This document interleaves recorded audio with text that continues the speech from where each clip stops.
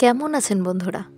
সুপর্ণার টুকিটাকিতে সকল বন্ধুদের স্বাগত জানাই। আমরা চলে এসেছি শ্রীরামপুর মার্কেটে। প্রথম দিন বাড়িতে এসেই আগে মার্কেটে চলে এসেছি মার্কেটিং করতে। প্রথমেই যাচ্ছি আমরা সিলেদার্সে। দেখুন এখানে এতটাই বড় মার্কেট, আমি পুরোটা আপনাদের ঘুরে দেখাতে পারবো কিনা বলতে পারছি না।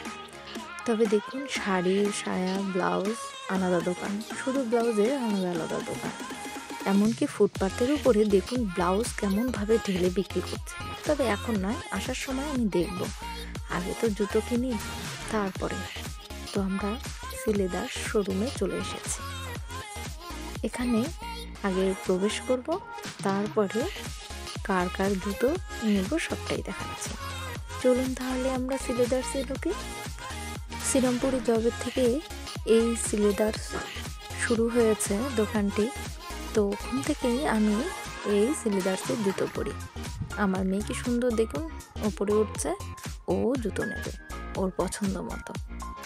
তো আমি চলে যাব লেডিস সেকশানে, আর মেয়ে চলে গেছে কিডস সেকশানে। তো আমি আমার জুতো পছন্দ করছি, আর ওদিকে মেয়ে তার জুতো পছন্দ করছে। অনেকটা বড় সিলেদার্স। তো আমার মেয়ে একটি জুতো পছন্দ করে নিয়ে এসেছে। এই দেখুন, এই পামশুটি ও নিতে চাইছে। তো ওদের প্রাইসটা খুব বেশি নয়, কিন্তু টেকসইটা বহুদিন চলে। এই যে ব্যাগের সেকশন, আর দেখুন আমার মেয়ের এই ছোট্ট ট্রলিটি খুব পছন্দের, কিন্তু ও তো এখনও সেই নেবার মতো নয়, তাই আর নিলাম না। এখানে স্কুল ব্যাগ থেকে শুরু করে সমস্তটাই আছে। তো বাড়ির বাইরে চলে এসেছি।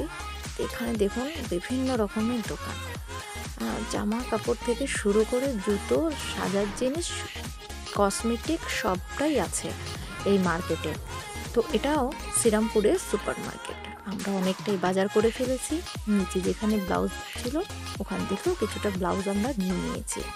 বেশি দাম ছিল না, জানেন তো, 150 টাকা করে ভ্যারাইটিস ব্লাউজ ছিল।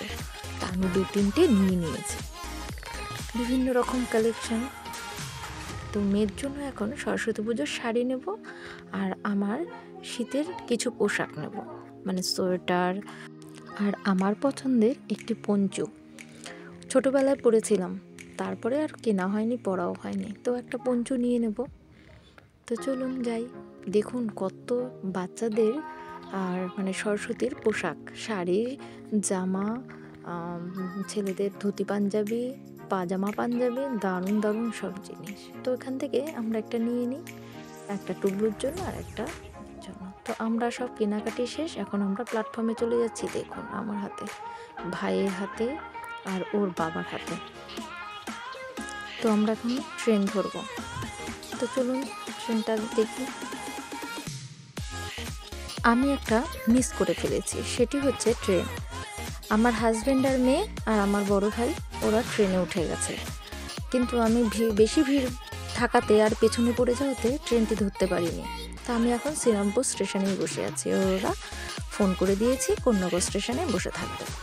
তো যাই হোক, এখন দেখি অপেক্ষায় থাকি কতক্ষণে ট্রেন আসে। তো আমি একটু সামনের দিকে এগিয়ে গেলাম। ট্রেনের অ্যানাউন্সমেন্ট হয়েছে, আর হচ্ছে আমরা অনেক কিছু কিনে ফেলেছি।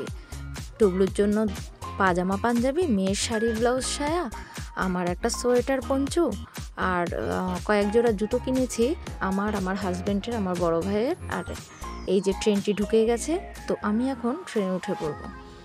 তো চলুন যেতে যেতেই কথা বলি। অনেক ভোরবেলায় এসে পৌঁছেছি। তো পৌঁছানোর পরে আমি আর ভিডিও করিনি, সারাদিনের একটা পরিশ্রম ধকল, তাই আমি শ্রীরামপুর মার্কেট থেকেই ভিডিওটি স্টার্ট করছি। দেখুন আমাদের শ্রীরামপুর মার্কেটটি অনেক বড়। আমি তো এক পাশ ঘুরেছি, আর এক পাশ ঢুকেই নি সময়ের অভাবে, আর ক্লান্ত হয়ে গেছি বড্ড, তাই আর গেলাম না। তো এখন শ্রীরামপুর থেকে আমি ট্রেন ধরে এখন কোন্নগরে নামবো। মাঝখানে একটা স্টেশন, সেটা হচ্ছে রিষড়া।